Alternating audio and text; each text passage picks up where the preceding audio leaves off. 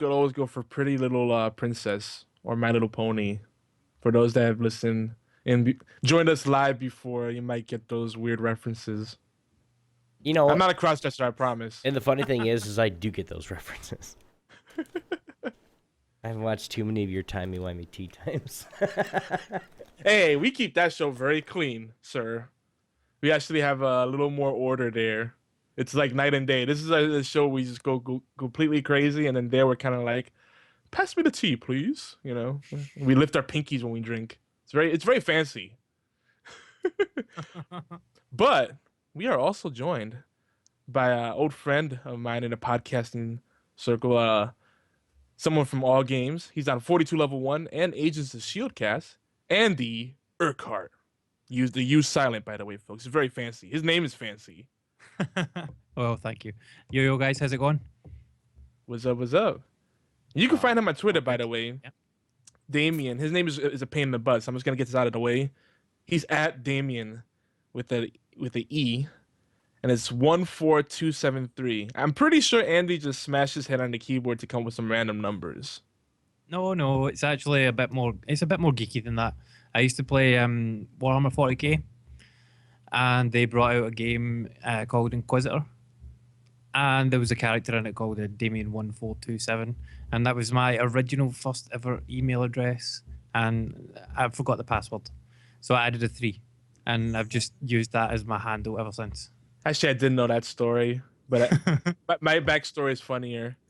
Yeah. Your version is much geekier though. Warhammer is awesome. Yeah, have you gotten into the Space Hulk games at all? I played the old. You mean the PC game? Yeah. Oh yeah. I played them back in the day, whenever it was.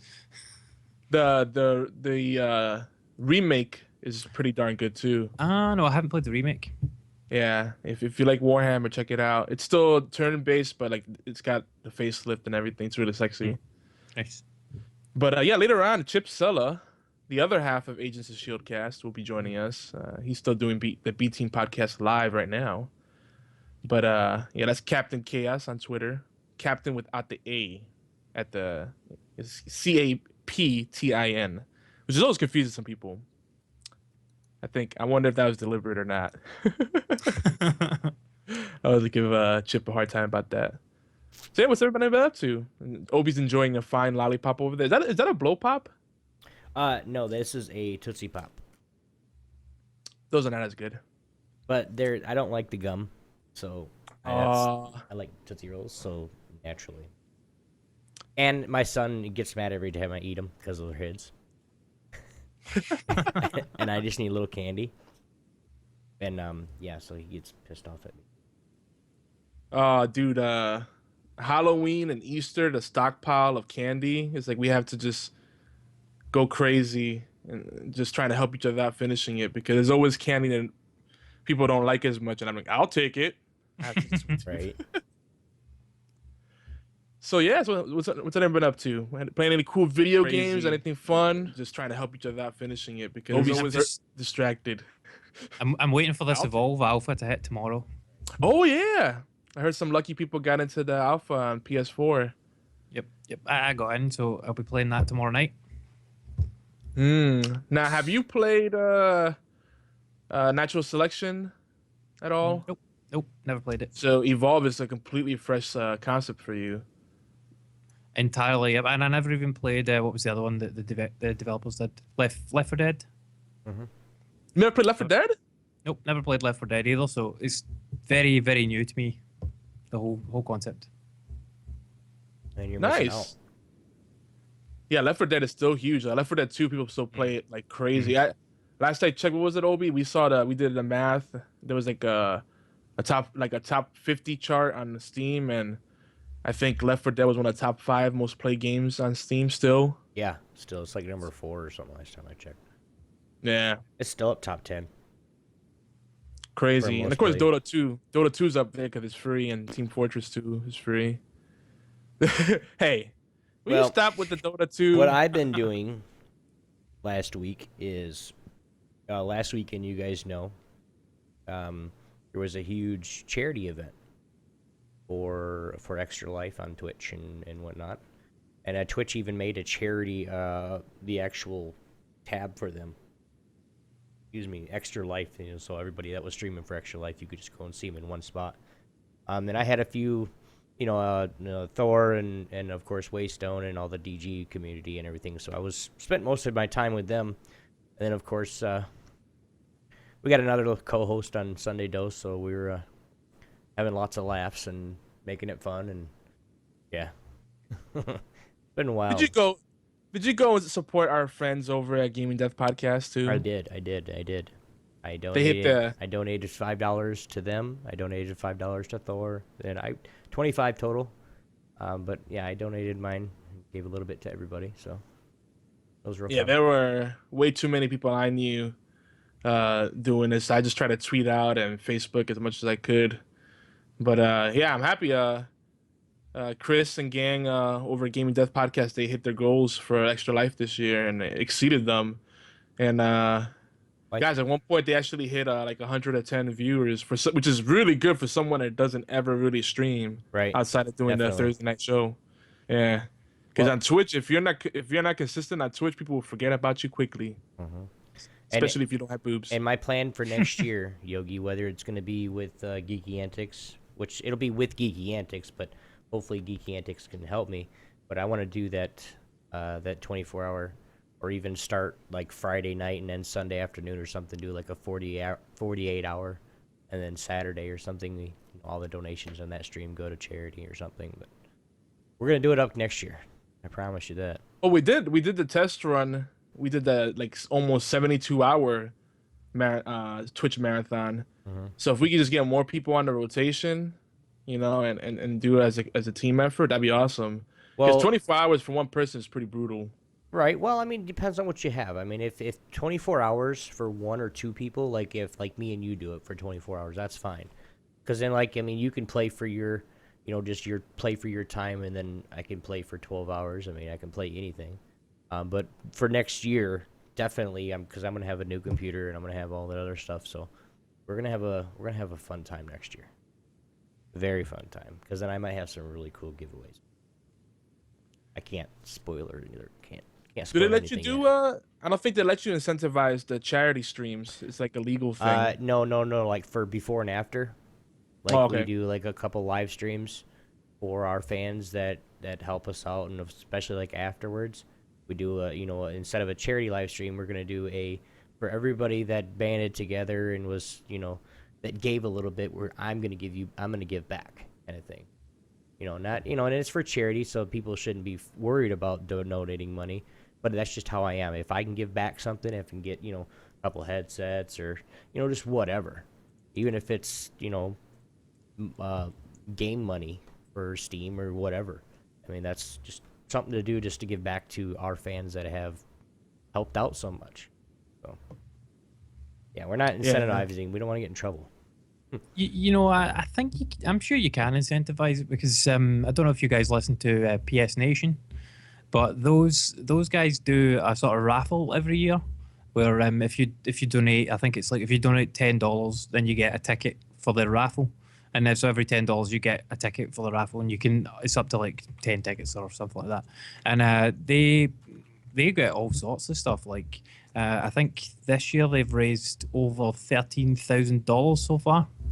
Nice. Well, no, you can do it, Yogi, because like Waystone was giving away Waystone skins, like ward skins, and they were giving away Shaper skins and everything throughout the whole stream.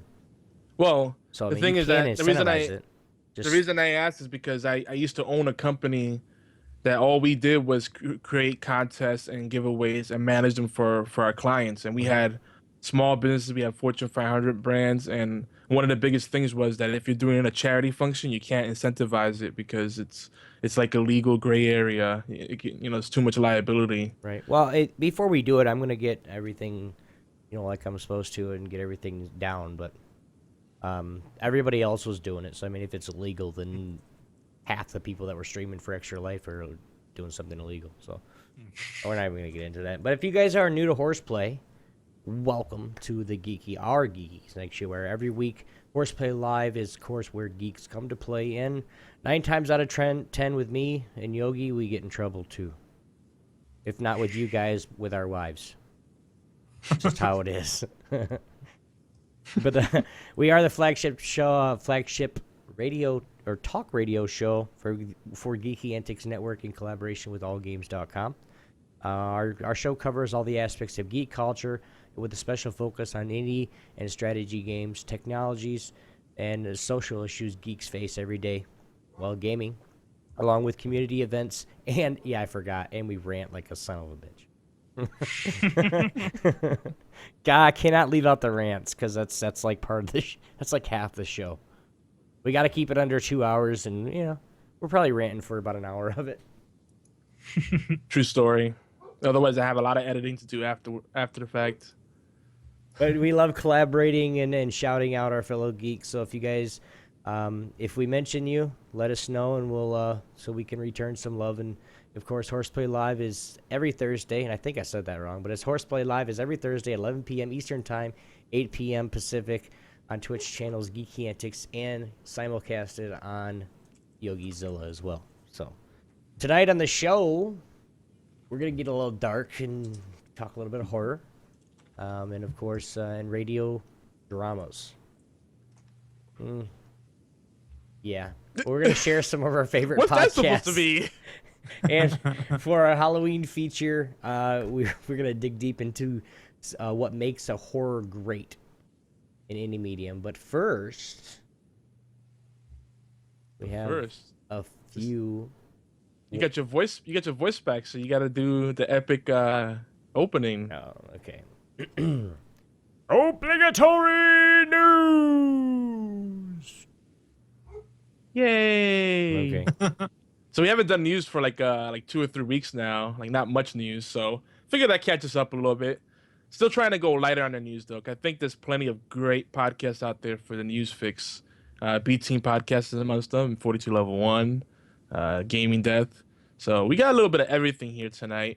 One of the things I picked up, if you're looking for some good indie horror fun, I found an article from IndieWire.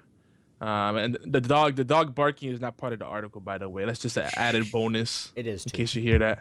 But if you go to out. IndieWire.com, it's titled "The 13 Best New Indie Horror Movies to Watch at Home for Halloween," and it's a recent article, so you can get some. I tend to. It's kind of funny. In the horror scene, as far as movies go, has gone really down the shitter. But horror shows or scary shows or supernatural shows are on the rise. So it's like they can't both be thriving at the same time. So the movies suck now, but the shows are great. However, the indie scene is always like the saving grace. It's the same thing for video games, I feel. When the big studios are giving us fail sauce, you go to the indies. So this list is pretty cool. I haven't seen actually any of these except I saw bits and pieces of Under the Skin and Oculus, which I've heard a lot of.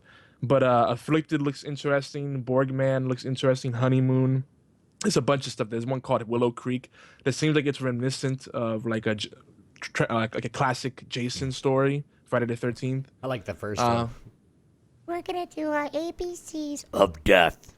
Oh yeah. Two. No, the one that I think a lot of our hot-blooded male viewers out there would like is Under the Skin because it has Scarlett Johansson in it. She plays an alien that inhabits a woman's body. It's kind of like a Species kind of story, and there's a little bit of skin. That's all I'm gonna say. You're welcome.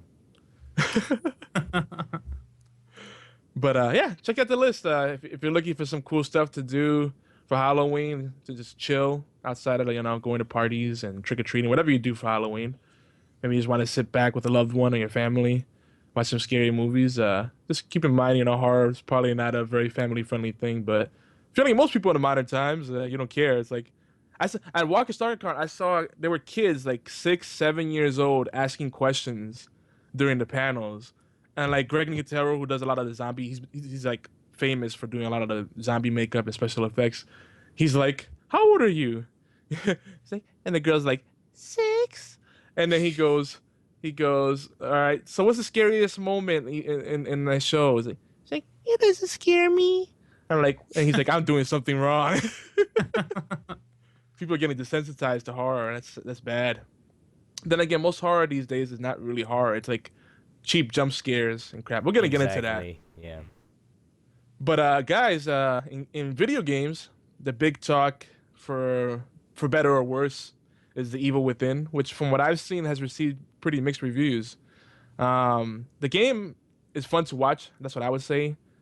But to me, it just seems like more of your typical jump scares. And I'm probably gonna get some trolls because I'm saying this, but I feel they did a great job with the environments and the graphics are nice to look at. But doesn't it feel like all these horror games coming out now, and they are on the rise, but all these survival horror games are all glorified hide and seek games? Am I wrong? Or? That's what I think. I don't know that Evil Within is necessarily so much like that. I think that there are some parts of it where you need to go and hide, but you do have a gun and weapons and things, so you can defend yourself much more than that you can do in things like Outlast. Yeah, Outlast is really bad about that. Yeah, that's all you do in Outlast. You just hide. I think Alien, the new Alien game, you can probably level that at it as well. You just go and hide in cupboards and things.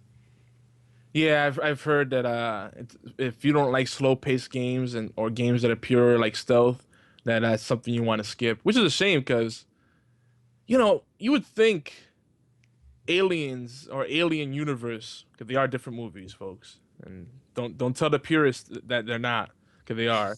But I like both of the movies, Alien and Aliens, and I feel like with such a rich universe, they could do so many great video games. Back in the days, they did great video games with inferior hardware. I remember Doom and Doom 2 had Alien mods, and they were really good.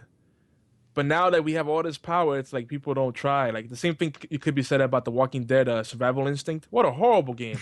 Yeah. And, well, now they just jack up the graphics, so you have to have the best graphics card ever, or you can't play it on what it's supposed to play it on. And then you're like, well, why can't I play this game? Well, you need a better graphics card. I just fucking upgraded it 6 months ago. Well, you need a good one. No. Yeah. That's what lazy. That's everything they'll do. I mean, with everything that's came out, whether it's been on, I mean, I can't say nothing for PS4 or Xbox, but for computer games wise, if you don't have one of the best computers that you can buy, it's like you can't run anything on full graphics because you don't have what it takes to run the damn game. That's just lazy programming, and and a part of it is also they jerk each other off. It's like, hey, we'll program this game as make this game a resource hog so we can push the hardware market, and we want X percentage of what all the sales you get in these coming months or whatever. They have all kinds of deals like that. A lot of inside baseball, circle jerk type stuff. It's a little frustrating because that's the thing that's changed in the video game industry is that before it used to be you had really shitty hardware and you couldn't only do so much with the hardware.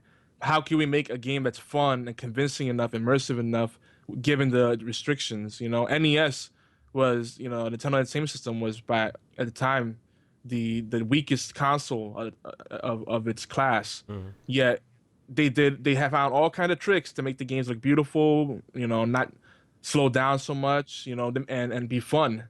So there's something to be said about that, Well, and think too with think about the indie games type too. Speaking of the indie games, but that's why indie game developers are having so many players is because they don't make their games take every resource that your computer has to play it. So then, if it is fun, especially if it's a Kickstarter or something that they're just starting out and it's a fun game. And people can actually play it without having a badass system. That's why that's on the rise. A lot of these games are just like, they're like the Crisis of these days is like just a game that you get just to show off your computer specs, your rig. And that's kind of a shame. It's like they shouldn't be tech demos. They should be fun. What happened to that? We got a lot of stuff going on in here in the chat. BFT 9000 says that Alien Isolation was very tense. He never spent so long walking up a short staircase. Now, tension is a very big element in horror, and that's good.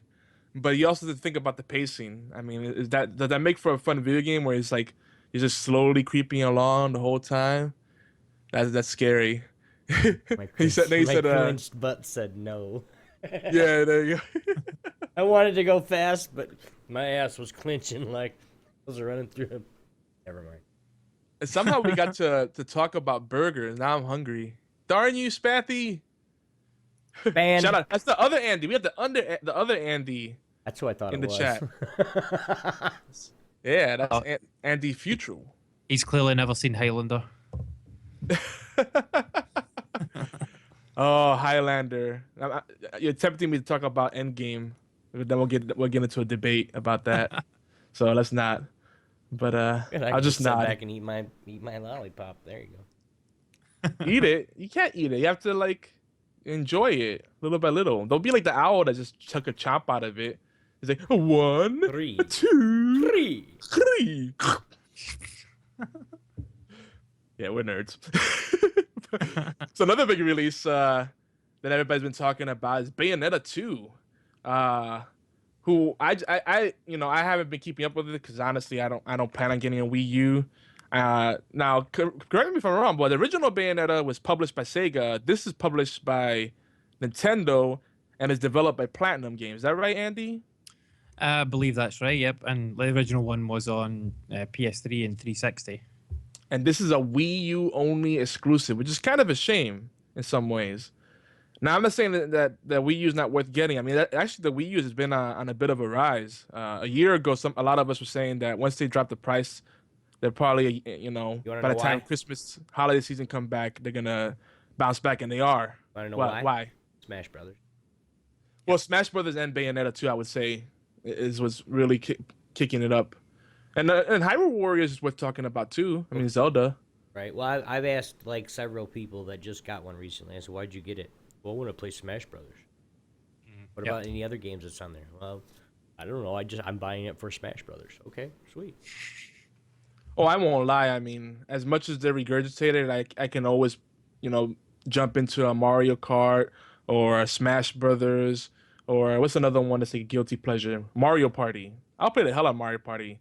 I don't know why I find those stupid mini games so satisfying. So I guess it helps that I'm really good at them and I piss people off. They're like, "How are you so good at the domino game?" It's like I'm really fast with the A button. But I did get to play Bayonetta 2 this weekend because I was down at Ali's and he's got it. Oh. And it's pretty decent. It's not my type of game though. It's like I don't know if you guys played DMC Devil May Cry. Oh yeah, It's basically like that, Yeah. except it's Bayonetta. you have to like the hack and slash stylized combo arcade Yeah. fighter kind of games. Yeah, it's definitely very much. I mean, it was Sega's answer to Devil May Cry. Now it's kind of switched hands, but the games received 9s and 10s across the board. What I found interesting is that IGN, and believe me, we're not fans of like huge media outlets here because you can only take their word with a grain of salt. But IGN is one of the better ones, I would say, and they're very picky about who they give a 10 out of 10, and they gave this a 10 out of 10. It's not, I think I read somewhere, I think I heard on actually on Gaming History 101 they said it too that they only have given out 10 or 14 perfect 10s in the whole time they've been doing game reviews. So that's a big deal. I mean, again, it's, like you said, Andy, if it's your cup of tea, you're gonna love it. But if it's not your game, you're not gonna like it. In its class, it's an amazing game, and I'm tempted to get a Wii U, just not right now. Definitely not with the move and everything going on. Not in my budget. I might get killed. Christmas time for me. I'll be getting a Wii U definitely. Yeah. Smash Brothers is too much of a big draw. I can't not buy it. Yeah, I mean, is it the gameplay though, or is it the nostalgia, like having all those characters from games that may not ever come back, franchises that may not ever come back, but they're there to play with? It's a little bit of both, but I mean, like, it's just so much fun to play that. Like, see, just couch multiplayer, like playing that game with a couple of pals over, so brilliant. Yeah.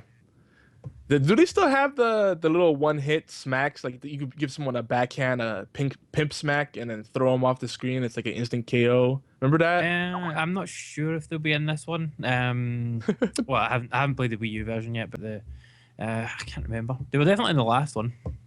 Yeah, the Wii version definitely had it. I would play Bowser. He was slow as crap. He walked like he's going through molasses, but then he just give you that backhand. If he landed just right, instant knockout, piss people off. What a troll move. Yep. But so other gaming news. This is a little bit older, but our friends over at Pixelated Pints reminded me of this. What's that, Obi? Need to add Chip. Oh, you want me to add him? I can't. It won't let me. You're the call. All right. I will add him right now. Jeez. Wait, you told me to wait for you. But anyway, this is actually back in like August, I think, that a bunch of like frustrated gamers sued or attempted to start a class action lawsuit against Guerrilla Games and Sony for Killzone Shadowfall because they were mad about the resolution. They said it was deceptive marketing. It got thrown out finally, but it's just this whole resolution war thing. Like seriously, people need to give it up. You don't play on consoles if you're worried about stupid things like 1080p versus 720p. That's not what you play on a console for. You play for the uniformity and the out of box experience. You know, you're not to do proverbial penis comparisons. That frustrates me to hell. Chip, Hey guys, what's up? you joined mid rant. Yes, We're that's talking all about right. we're talking about peas, man. We're talking about the peas. Yeah, that's just bullshit. Who cares? I mean, I honestly really don't pay attention, and you really can't tell. You can slightly tell the difference, but it's not enough to get your panties in a bunch, is it? No, I don't care. And the thing is, it Obi, was you're just, giving me funny looks. No, I'm not. Obi's in a special. Uh, He's sassy tonight. But it's funny. The game runs at 920 by 1080, which is 1080p. But then and that's the widescreen format of 1080p. But it briefly drops to like something like 1875 by 1080. oh know? dear God! Yeah, I know. And people- Give me a refund, and I think I need money and compensation for pain and suffering. What's what they wanted? I think that was the whole thing. They wanted damages for like emotional trauma and like false advertising and some stupid stuff like that. And the false advertising not so much of a stretch, but like emotional trauma. If that's accurate, that's oh my gosh, that's really reaching. But you know, they threw it out and said that it was just a case of a business being hopeful in their projections, but not false advertising. And they were like, okay, peace out, get out of here. And Andy's joining Twitch too. He's joining our Twitch chat. Is that right, Andy? Yeah, but I'm in there. Nice. Say hello to everybody. We are live on Twitch, guys. Don't forget. You know, I think it's like Geeky Antics. Andy and I have been doing a show together for over a year, and I didn't realize he was this ugly until now. I've never really seen him before. You're no piece of cheesecake. Well, tonight's sub theme is Epic Beer Club, so we should like tweet out hashtag Epic Beer Club.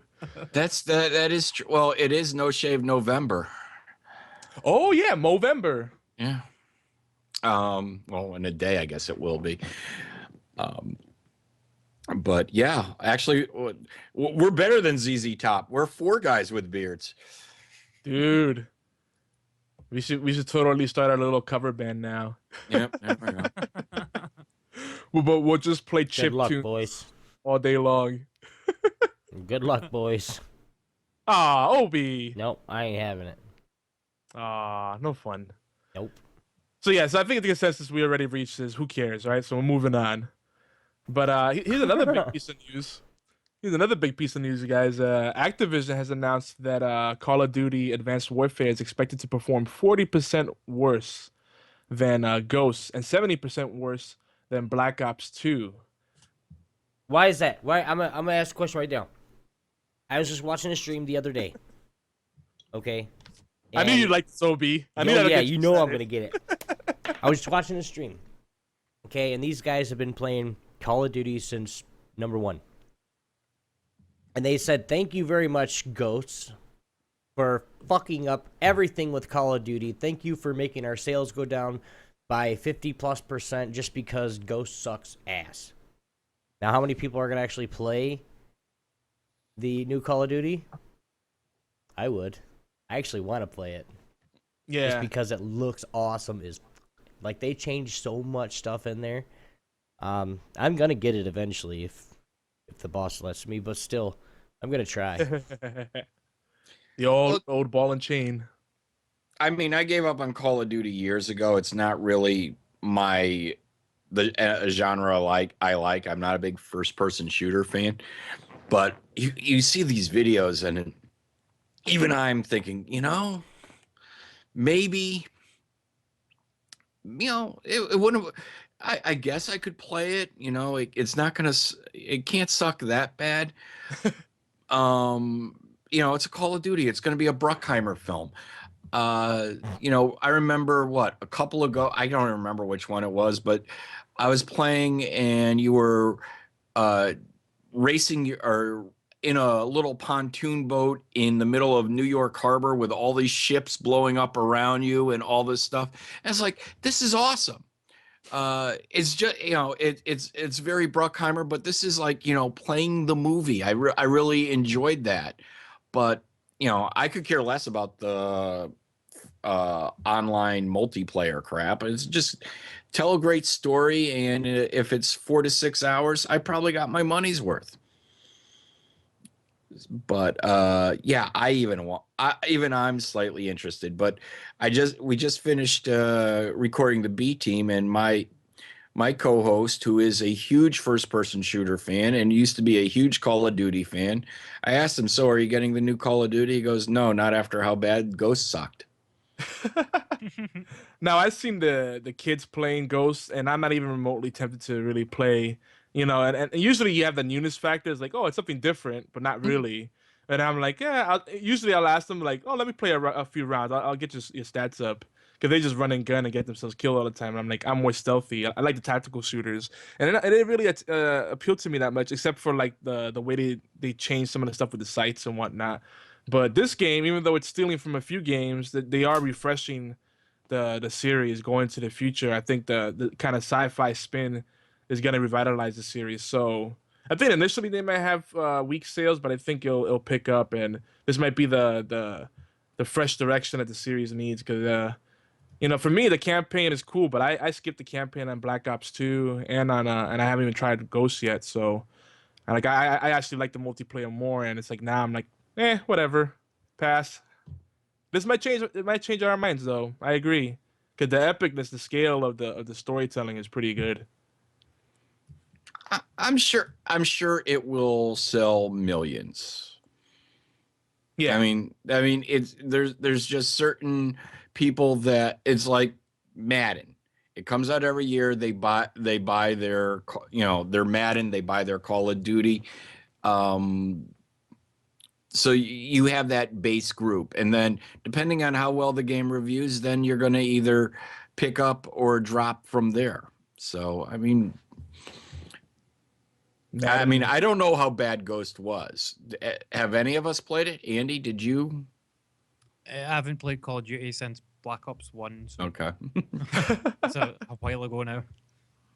Yeah, so there you go. I've played it vicariously. So from what I saw, it is not a bad game. It's just it feels to me like the bastard child of Black Ops 2 and Modern Warfare 3. I don't know.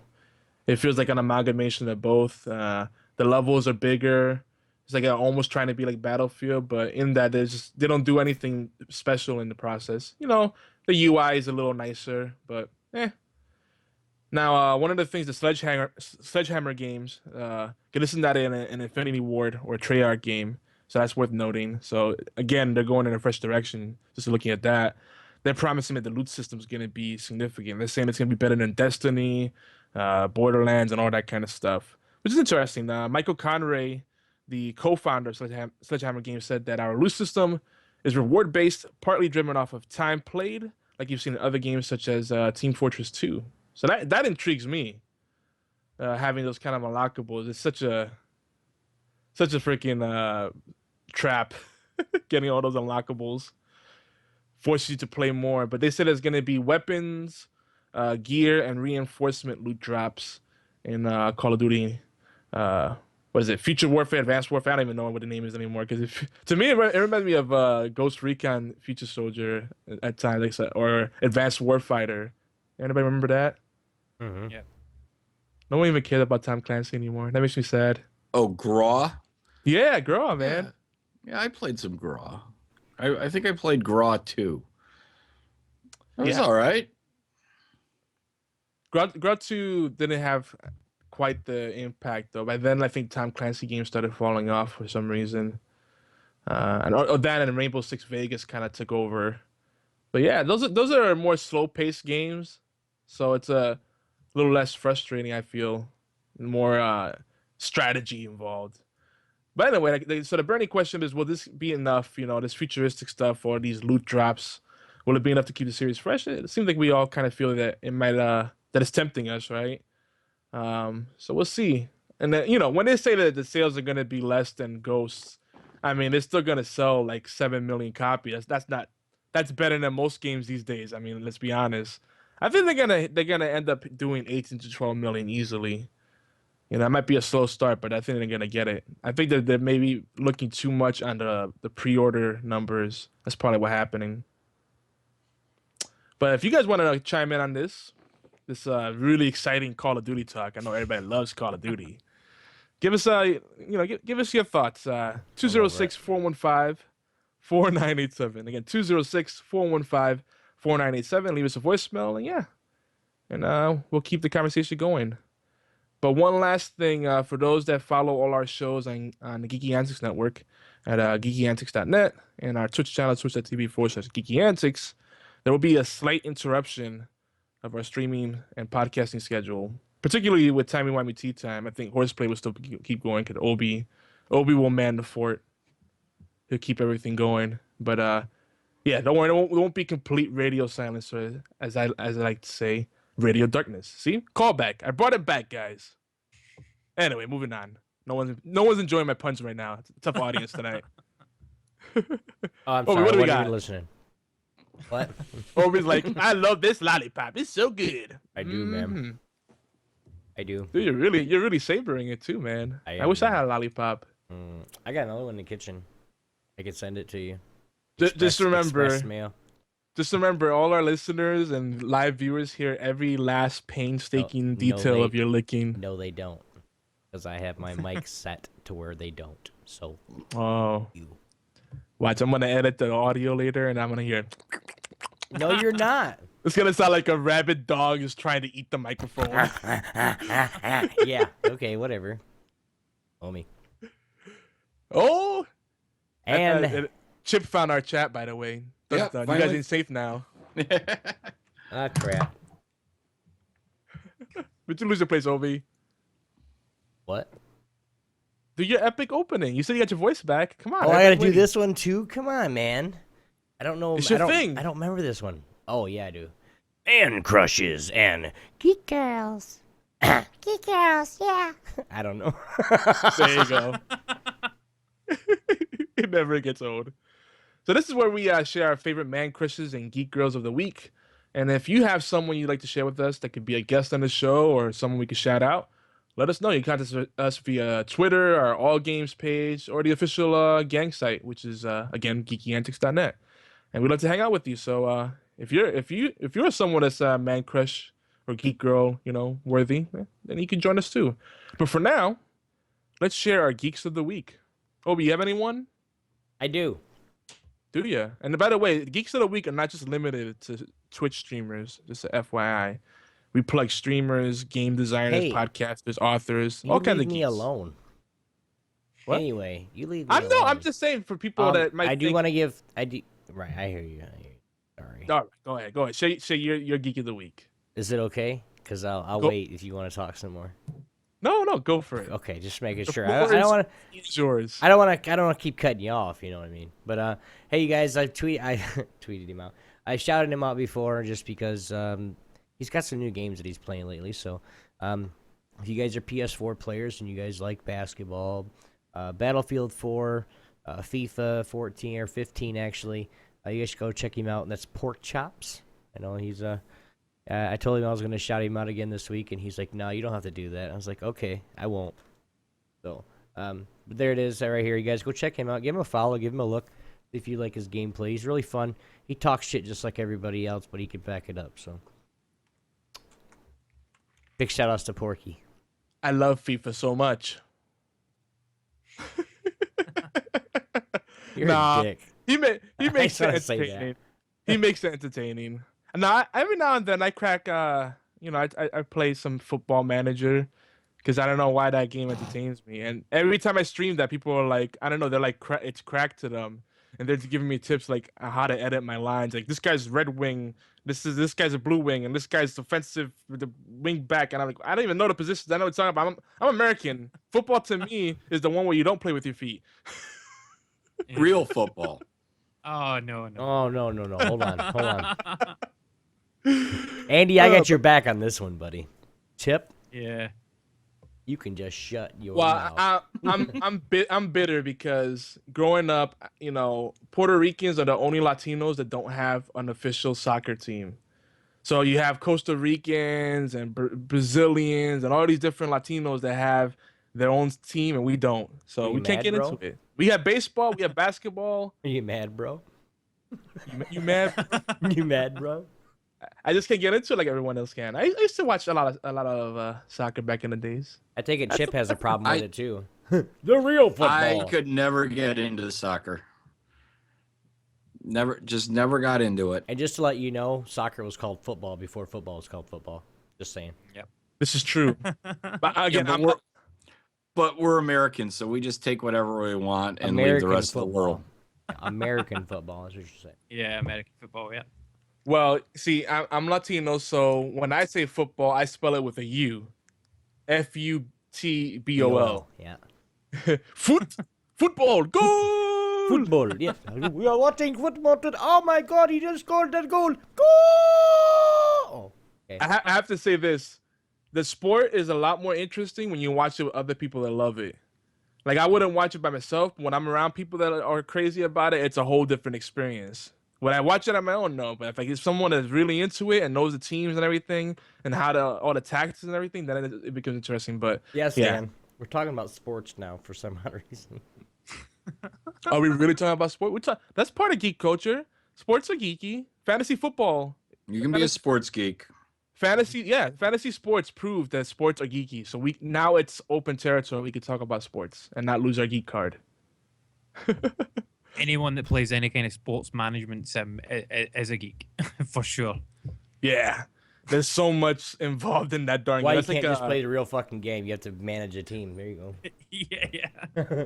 But see, that's what I find Sorry, interesting dude. about sports games. I'm the guy that likes to edit the playbooks and set up positions and strategies and all that kind of stuff. I like the behind the scenes stuff. Like the controlling, doing some jukes and stuff is cool, but like I like the play. I don't know. I like the strategies, man. I'm weird. So Football Manager is like exciting to me, especially get to the political side of it. It's like, sorry, Bob, I'm gonna have to cut your salary. Yep. John, I'm firing you because you're an asshole. Yeah, like I play the Football Manager games as well, but I think I've got over 500 hours into Football Manager 2010. Good lord. Aren't you also the big Pez fan, yeah. Andy? Yes. Pez is my game, and I can't wait for it to come out in 2 There's weeks. some really time. good candy too. Yeah. Yes, yep. The factory's right here in Connecticut. You can they have a tour. I'm supposed to take one of my nephews on it at some point. Hey man, hook me up. Yeah. Get a bunch of peasants, send it to me.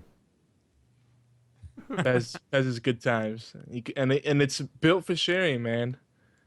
They have the Pez dispensers that shoot out the Pez at a high velocity. Those are really cool. Take someone's eye out. Hit me, George. We know why that's been pulled off the market. It's like everybody will be suing them. Choking hazard. Be careful. Yeah. But my shout out. Take out an eye. Please use Yeah, caution. You can shoot out your throat. You'll shoot your eye out. But I got 4 shout outs tonight, and then for 4 kind of spooky / storytelling podcasts. One is called Darkness Radio. The other one's called Ron's Amazing Stories. Then there's the Walker Stalkers and We're Alive podcast. I got some more later on, but those are the main ones that I'll share. And I particularly like the last 3 because Ron, Eric, James, and Casey Wayland are really cool guys. If you tweet out to them or get them on your podcast or interview them, or just hang out with them, they're just really cool guys to be around. So, yep, those are my shout outs. That's my story, and I'm sticking to it. Yep, they're talking And, shit about Connecticut in chat. Uh-oh. Uh-oh. Yeah, the New Sorry, England, BFT. I hate to throw you under the bus like that. the New England rivalries. It's crazy. I have a lot of family in Connecticut, so if I ever move back up north, Connecticut might be my target, or upstate New York. Just saying, New York. New York. Going to New York.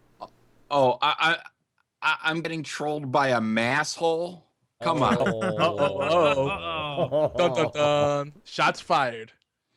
But BFT says that Blood Bowl is the ultimate football game, or anything Mutant League. Yeah, Do I have dude. Blood Yeah, Bowl? the Mutant League stuff. Bring back Mutant League, man. That stuff was awesome. Mutant League Yeah. and Sega Genesis. Yep. Or even did you guys like the NFL Blitz games? Yeah, I got those for PS1 still. Yeah, those arcade style sports games are pretty cool. Like NBA Jam Hit and all that somebody kind of so stuff. hard their freaking head goes the one way and their body goes the other. That's fucking awesome.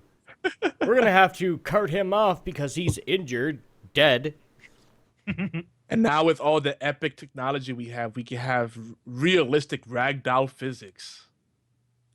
Which that's one of the best things that they've ever done. Yeah, but then they tried bringing Blitz back on the 360 a few years ago, and it didn't do well. Yeah, they brought it back as an arcade game, didn't they? Yeah. Yeah. And then they had what was that? The EA game that was like, it was Madden Light. It was like 2-on-2 or 4-on-4, something weird. What was that called? A failure? That was Blitz. Where that would be Blitz. Blitz was 7-on-7. Blitz was 7-on-7 because it was arena football. And they had No, this a is 5-on-5 arena football. Yeah, Have you ever gone to an arena football game? Yeah, it's fun as hell. The one I went to was brutal. The LA Kiss lost 23-74 or something like that. Oh wait, that was against Grand Rapids Rampage. Could have been. Yeah, that's my team. Oh, all right. Just saying, sorry. Well, since we're talking about arena football, I was kind of sad that the whole XFL thing never caught on. With like, wasn't Vince McMahon behind that? They were like trying to give it like a wrestling edge. Remember that? Yeah. They tried it, but then it didn't work out too well. It was a cool concept, but at least arena football is sticking around, so that's neat. I think we need more fun sports, because if not, one day we're gonna be watching like live curling, people, grown men brooming ice. You can literally already do Oh. that over here. Well, when the Winter Olympics are on at my office, that's usually the sport that's on at lunchtime. We really got into the curling after a while because, well, that's what that was what was on the TV for Olympic coverage. So we actually kind of got into it. When I It's used so to, weird. I had one for you. When I used to work in a factory before I could work actually, we used to get on the bottom of trash cans, the rolls, and then we actually spin somebody to see if it would actually curl, and we do it down the hallway of one of the factory buildings. Yeah, we got in trouble for that one. I joke around about curling all the time, but it's apparently, I know people that do it, and it's apparently very like intense. Like it's really tiring, and it's a hell of a workout. And that iron, Sweepers, man. Sweep Yeah. faster. sweep faster, sweep to the left, sweep to the right. I'm sweeping both Sweep- ways, motherfucker. Sweep the leg. That's what they need, full contact curling. Like you go to someone else's lane and like mess them up. That'd be cool. Start going for their legs. That'd be cool. Oh my gosh. That'd be hilarious, actually. They have freaking ultimate or extreme frisbee. Why not? Hey, Ultimate Frisbee was cool, man. Ultimate Frisbee will kick your ass if you don't know what you're doing. You try to go up for something and you're playing grab back your, playground rules. So it takes out your knees. Yeah, it's not very fun. There's still some New England rivalry going on here in the chat. I tell you, when I visit my family in Massachusetts, and most of them are in Connecticut, really, but I don't get into the New England rivalries. I'm like, I like New York team. There you go. Actually, I don't like any team in particular. You know what? None of them are paying my bills, so I watch whoever's good. How about that? Because that everybody's like, no, but the Red Sox this or the Patriots that. I don't care. Stop it. Unless they're sending me money, I really don't care that much. I know that's terrible. I like sports, but not to that like degree when people are starting bar fights. It's like the one guy that cheers for the team that won is like, oh, let's beat him up. It's like it's not that serious, guys. Stop it. Well, where I went to college up in Vermont, it went for the Mets Red Sox World Series back in 86. Yep. That's when Yeah. Hernandez was still around. Yeah, and the right team won, by the way. I agree. But I went to school up in Vermont, and they literally, by the sixth inning, they shut the bar down. No more drinks because we were, the place was absolutely insane. It was probably 50-50 Mets Red Sox fans, and it was just getting downright ugly. They just said, yes, just stop serving these assholes drinks. This doesn't end well. Yeah, guys. Over here it's much worse than that. Like they don't even allow Football fans of the same teams to be in the same pub at the same time. Like most of the time, it's like they've basically separated pubs into like I'm talking in Glasgow here. They've got a Rangers pub and they've got a Celtic pub, and they're like on opposite ends of the city from each other. And if you're a Rangers fan, you do not go in a Celtic pub ever. And if you're a Celtic fan, you do not go in a Rangers pub ever. Because if you go in, they just know. Even if you're not allowed to wear football colours at all over here, and I'm talking proper football, like soccer, that you guys call it. You mean the Giants, the Jets, the Redskins? Yeah. Oh my God, Chip! We've already went over this. No. Proper. But yeah, no, football.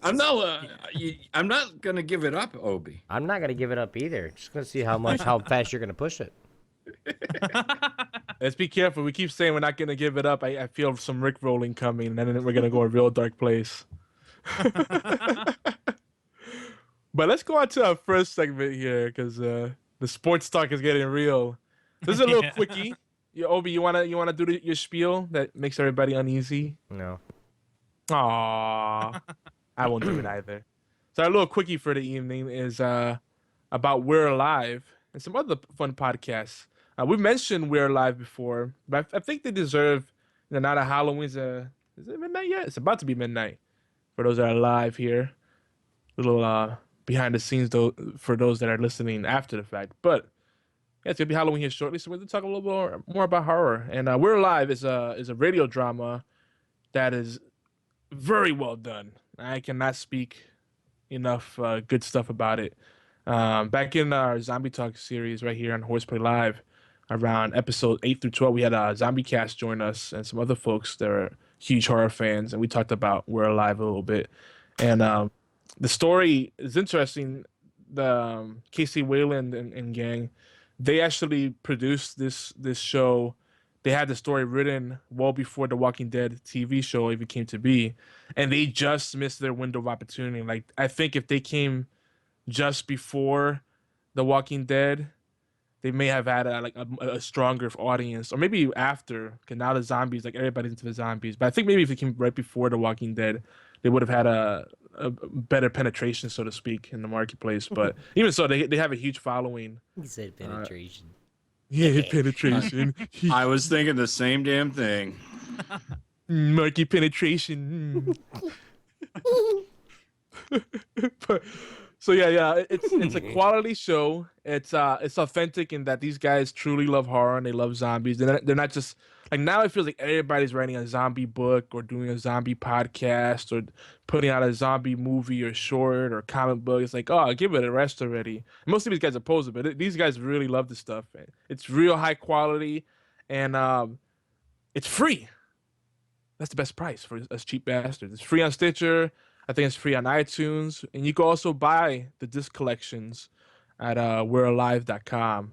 So I'm totally plugging the crap out of them because these are really good people. Now, if you really listen to We're Alive, they have a new spin-off series coming out called Tales from We're Alive. It says we're dead. What? Yeah. It was like their spin-off is from Alive is We're Dead. We're dead. It's just one story. Everybody's dead. The end. No, but it's called Tales from We're Alive. It's in production now. I don't know what ETA on that is, but if you listen, a few weeks back, Casey Wayland was actually on Zombie Cast with Sean Freeman and gang, and they talked about it. And what's cool about it is this story takes place alongside the We're Alive story, and it fills in the gaps of the original story. Have any of you guys listened to We're Alive yet? Mm-hmm. Nope. No, I have. I Sean recommended it to me years ago, and I just don't usually have the time, or usually when I'm listening to podcasts, I'm usually working or doing something else at the same time. Yeah. And it sounds like something you actually want to pay attention to when. So I haven't actually had a chance to listen to it. Well, actually, I tend to multitask a lot when I listen to podcasts as well. With the story-driven stuff, it's a little tougher, but this one just is bite-sized and it's so well done. Like you'll pick up. I find that they're like 20 minutes each, 20 to 24 minutes each episode, and there's usually like 4 episodes per chapter. So it's so bite-sized you can multitask while you're doing it. And then what I do is if I really feel like I missed something, I'll go back to it. So it's never too late to get into it. I think they only have like. Oh gosh, I forget. They have quite a lot of stuff out there, but they have 34 chapters, so maybe like 100 and so episodes recorded. And the show this is done now, so you can do marathon sessions and catch up with it anytime. But if you like, radio, if you miss like old style radio drama, or you like audiobooks, but you want something that's a little more condensed, then We're Alive is like really, really good. And the voice actors they have on there are so good. Obi, you said you listened to it. You're not a fan? Yeah, well, I mean, it was one of those things where I popped in because somebody said something about it in Twitter, and it wasn't really to me, and no offense to anybody that does these talk shows, zombie talk show is a zombie talk show, really. To me, they don't really talk about anything different than what everybody else It's not a does. talk show though. It's like an audiobook. What? We're Alive. Yeah, I know that, but I've had my fill of zombies lately. I have to say they take a different direction with it. Really like what they do. I'm surprised that with the ideas they've had on We're Alive that they haven't done some more creative things on The Walking Dead. Yeah, The Walking Dead sometimes, as much as I love that show, it's one of the best shows out there right now. Sometimes it's just like, hey, let's walk around the forest for like 5 episodes and talk about tea, and I don't know. Well, and Tickle each other. sorry to say this, and I know you're going to be disappointed in me, but I have no really Walking Dead, dude. I'm over it. It's the same thing every single. I know I know last week was like we were talking about it, and it was like, oh man, it's gonna be a good season, but I just have no reason to. I have no desire to watch it anymore. I have my other shows, Arrow. I mean, I gotta go watch a guy work out with his shirt off. Come on. We were just. I think it was on our 084 episode. My wife has been bitching because I don't think he's had his shirt off all season yet. I know. That's what the funny part is like that's Yogi's #1 complaint. Oh my God, why do I want to watch a guy that's gonna be working out any part of the show and he always has to have his shirt off? No, but you missed the point. I don't care. I can care if he has his balls swinging around, but it shouldn't take like 25% of the show. Like half of the show. It's not 25%. We don't want to. It's like him working out with his shirt off and a flashback that adds very little to the story. It's like, listen, let me tell you about the time that I was in China and I tripped an old lady and then I almost got hit by a car. Okay, what? Now let's work out naked. Who are the people around him during the flashback? I mean, he's looking. We're not getting into this tonight. I'm telling you, we're not getting into this tonight. I'm not getting. There's nothing to get into. I love this show. I told you I love this show. Don't make me talk shit about one of your favorite shows. You've already talked shit about The Walking Dead. Doctor Who, man. I'll blow it up. I'm surprised you can say The Walking Dead is the same thing over and over again, but Arrow's not. That's kind of a double standard if you ask me. But anyway, no, it's not. They're doing well. Again, we're not going to talk about this shit right now, Yogi. All right. I'm feeling a little bit overwhelmed here. No, I'm just playing. I know I told Andy this off here. I don't know if we said it on air or not during our Comic-Con show, but I went to the Lego Batman panel at New York Comic-Con this year. Mm-hmm. And they had a Q&A, and Stephen Amell was there because Arrow appears in Lego Batman this year. And I was walking up to ask my question was going to be whether or not they have Arrow doing shirtless chin-ups in Lego Batman. And then I realized what I was doing. And it's like, no, I got to go sit down now before I go and ask this. I was like, what the fuck am I? No, sit down. I'm just asking for all the ladies in the audience. My wife wanted to know. Yeah. You know, Is the if they were Green Arrow smart, gonna be shirtless in his Lego scene? they should totally, if they were smart, they should totally just have like an insert of like, you know, the Arrow shirtless working out inside of like a bifold or a trifold kind of brochure insert inside of the Lego game. That'd be really smart. Yeah, they're the people that would just buy it just for the limited edition collectible. Dude, they would sell they would sell like hotcakes, man. I'm telling you. I think so too. It's like when I went to Walker StarkerCon, people were losing their shit over Norman Reedus and Andrew Lincoln, and they're great guys. Believe me, I got to talk to both of them, and they're really nice guys, and I love them both. But you know, the teeny boppers were over the top. Everybody had a birthday on the day of their panel, surprisingly, and everybody wanted a hug because of their birthday. Like, hey, Andrew, I just want to say I love you so much, and I want to have your babies. It's my birthday today. Can I get a hug? See, Comic-Con put an end to that. They tell you right before the panel, don't even think about coming up and asking for a hug. Yeah. Well, and I get it because the bigger the event, the less you can have that kind of access. Yeah. You know, Walker Stalker kind of still got that warmth to it, that tightly knit feeling. But they did curb it a little bit because it's funny, but then it's like you're taking away from everyone else that wants to be here and actually ask meaningful questions. You know, it's like keep your homos in checks, people. You know. Anyway, do you guys have any horror podcasts or radio dramas or storytelling podcasts that you like? Anyone? I mean, the only like horror podcast that I would say I listen to is probably ZombieCast, and you guys will be more than familiar with them because you've had them on the show before, and yeah, I'm pretty sure you've been on their show as well. Oh yeah, a lot of collaboration between us. Chip, you got anything? Absolutely not. I don't listen to a horror podcast. Don't have time for radio dramas. I'm lucky if I can get through 4 or 5 podcasts a week at work at this point. I'm spending too much time on the phone these days. It helps. You know, I always tell people the thing that's nice about podcasting is you could squeeze it in where you can't squeeze in video or reading a book in other places. But it really lends itself better to like commuting, like just taking a train or a bus and not having to worry about the road. That's like the best time.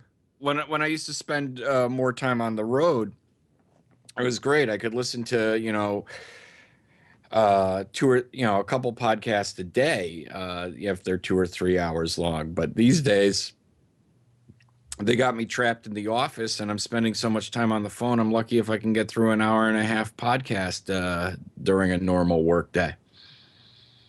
It seems like as soon as I hit play on the podcast, the phone rings every fucking time. It's kind of like lighting a cigarette, you know? Like the moment you light a cigarette, you're about to relax. For those smoke outs out there, you know? Those of us are smoking age. Then something comes up to interrupt you. Like every time I light a cigarette, like the wife needs me or the kids needs me. I'm like, damn it, can I just enjoy one cigarette without interruption? My wife has the mutant ability to of as soon as she realizes I am turning on the PlayStation or the Xbox to come home. I mean, I will literally be hitting the power on and like mid-flight to flopping on the couch, and I will hear the garage door open every goddamn time. Yeah, she's not supposed to be home for a half hour. What the fuck's going on? It is. I got out scary. early, honey. Hi. Yeah. And then, you know- and if you don't ask them how their day went, then trouble's gonna happen. So you guys Yes. gotta put the controller aside or just turn it off. I end up turning it off because if I leave it on, it's gonna like bug me. It's like I'm wasting electricity right now. It's like I'm burning the system. It's like, I'm gonna be at least an hour here. I know it.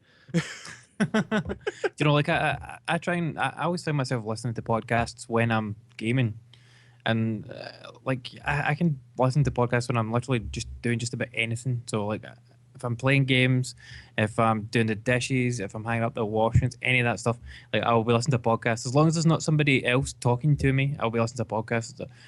According to Stitcher, I've listened to over 1,500 hours worth of podcasts in the last 2 years, which is quite a lot. Ain't you special?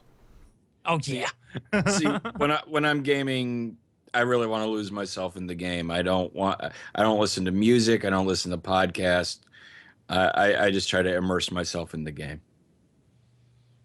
See, it depends though, because some games are not really that immersive. Some games you just kind of play mindlessly, like a Pac-Man. Like that's not a game that's immersive, but it's addicting nonetheless, right? But but at the same time, I kind of still want to focus in, Pac-Man or Geometry Wars or a game like that.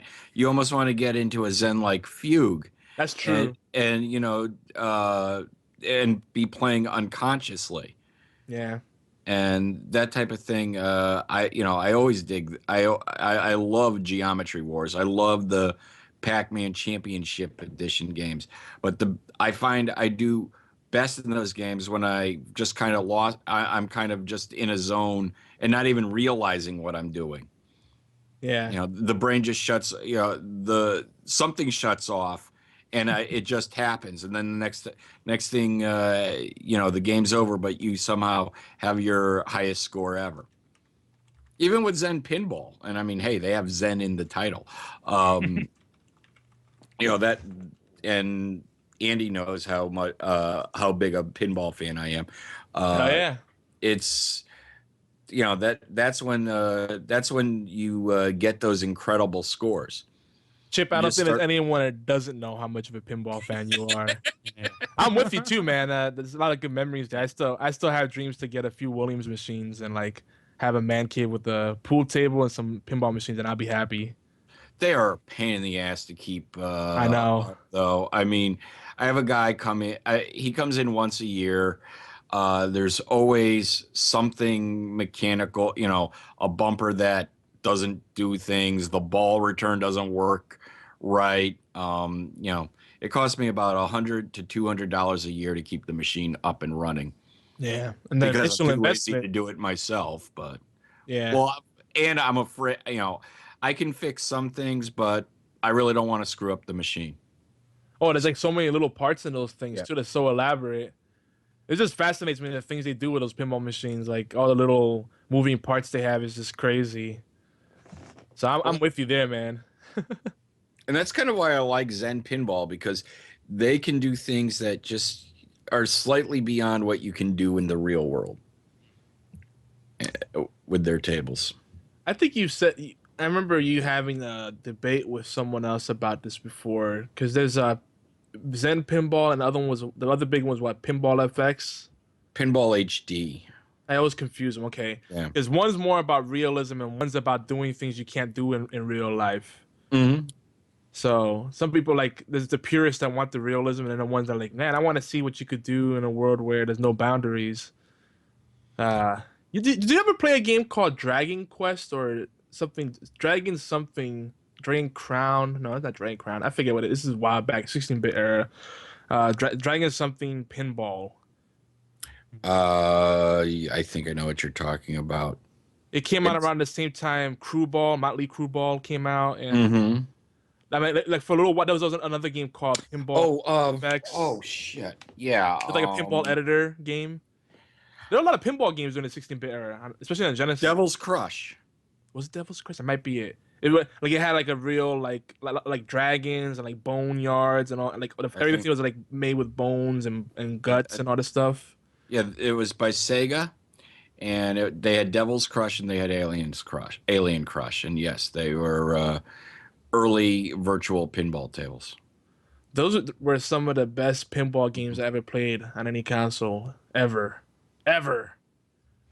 There was a really cool one for, I think it was the Game Boy Advance, called Metroid Pinball or something to that effect. Yep. And that was cool too. Metroid Pinball? Yep. Yep. Really? What platform is that on? It was either the game, I think it was the Game Boy Advance. I think it was, yeah. I think Or- I may have played that one. That's around the same time they came out with the House of the Dead pinball game. I think. Yeah, right around that time. Yeah. They were just making pinball games out of everything back then. Yeah, they were.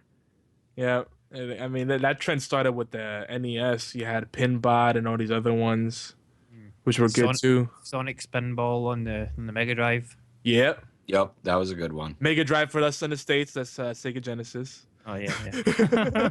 There's people that don't know that. They'll be like, Mega Drive? What the hell is Now- this? Unknown console? Now, Sonic Spinball was on the Mega Drive, the Genesis, but it was on the CD. It wasn't on the normal Genesis. You had to actually, that was a CD only game, if I recall. No, it was Genesis too. I have it. Yeah. I still have my Really? card. Yeah. Yep. They did come up with the CD version, and I think it made it was a little smoother because like the Genesis version, I guess started pushing the limits and it got a little choppy at times. I don't know, Alright. some kind of issue. I don't know what was going on there. Maybe they just made something to make the Sega CD more attractive besides Sewer Shark. But anyway, I will recommend a few horror and storytelling podcasts, and I will say this: I agree with everybody here, Chip and Andy. That's hard to actually, obviously, Andy's found a better way to integrate 150 podcasts into his schedule. And including his bathing routine. So he's properly equipped for it. But if you're not properly equipped for that, then these podcasts I enjoy because you could tune in on any episode and always just jump in and enjoy it because they're not like they're timeless, material that you could always enjoy. So Ron's Amazing Stories, which I mentioned earlier. He has a lot of people call in, a lot of guests. Does a lot of supernatural stuff, short stories, really cool. Darkness Radio, like the name says, it's about the supernatural and horror. And they do a live show too, and you can catch them on Stitcher. And it's really like creepy and really good late night listening. And then less on the scary side, but still good storytelling. The Danger Room. If you love X-Men, I love these guys when they read the X-Men comics, and they do Avengers and other stuff too. Their banter is very satisfying, especially when they comment on the covers and the artwork and the poor dialogue and everything. It's great. And of course the Walker Stalkers, one of my favorite Walking Dead podcasts, and Staggering Stories, which if you like Doctor Who, they do a lot of Doctor Who talk. Those are a few I would recommend. And like Andy mentioned, our friends over at ZombieCast. Obi. Yes. Obi had like the best poker face for like the past 15 minutes while we talked about pinballs. And I swear, like we're nerdgasming over pinballs and pinball games and all this stuff, and Obi's just staring like I won't move at all. Not a fan of the pinball, Obi. No. Okay. All right. Hey, it's not for everyone. I think that's something like if you didn't grow up around it, it's hard to get into it, Like I spent a lot of time playing pinball when I was young, and it still has like a special place for me. Nowadays, it's really hard. Like, when's the last time you've seen a pinball machine, like just walking around, And hell, arcades, they're like a thing of the past. So sad. I'm not gonna get to that sad story again. But so shout outs and love. Every week we talk about our allgames.com charts. Sadly we have these assholes like the B Team podcast and Gaming History 101 and 42 Level 1. These assholes that keep pushing down HorsePLAY Live on the charts. Sorry, I forgot you guys were here. But last week we were at number 13. That was and a actually, terrible joke, dude. That was Well, a terrible try. we've been busting each other's chops Just the whole saying. time. It I works. know, but that was terrible. Your face is terrible. Anyway, Where's your last lip? week also I think I had said we were number 13, but actually we weren't on the top 15 at all. So I want to correct myself there. But please help us out. Help us out by playing our stream on allgames.com around 5 p.m. Every Thursday. And that's 5 p.m. Eastern, 2 p.m. Pacific, and 10 p.m. GMT. Well, well, it's still a weird thing. Right now, it would be 9 p.m., but after this weekend, I think it'd be 10 p.m. Whenever the Yeah, yeah. clocks. It'll be back to 10 p.m. next week. Yeah. Sunday morning at 4 a.m.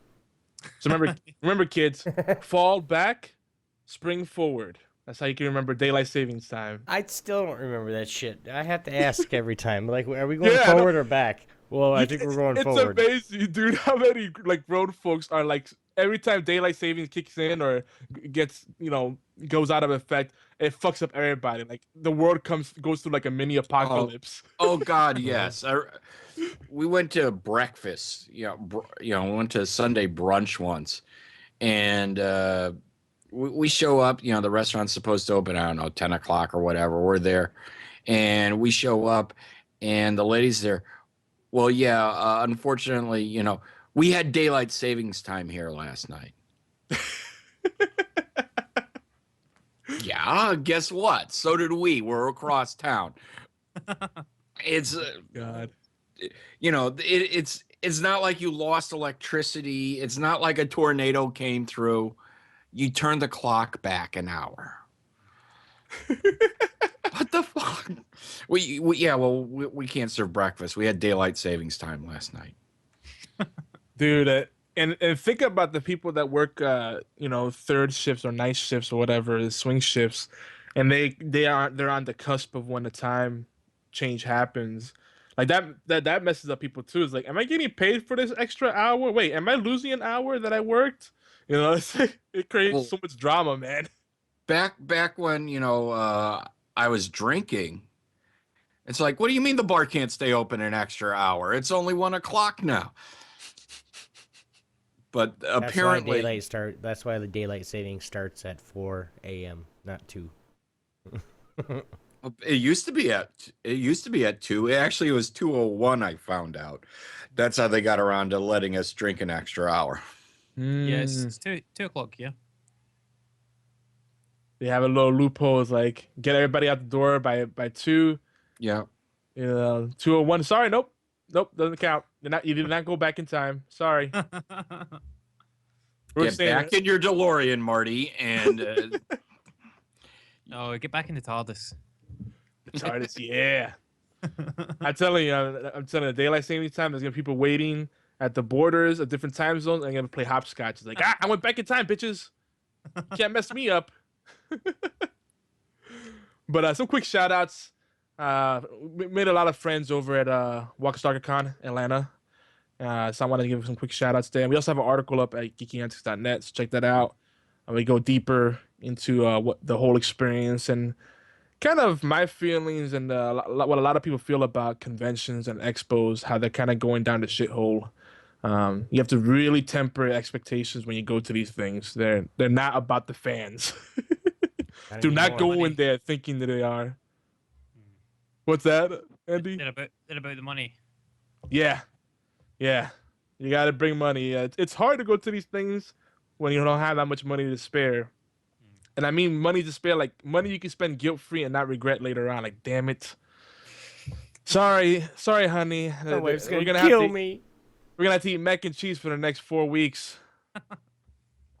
But my wife just gave up. She's just, we're exactly. We're going to eat mac and cheese because my asshole husband is going to buy everything at the Marvel booth.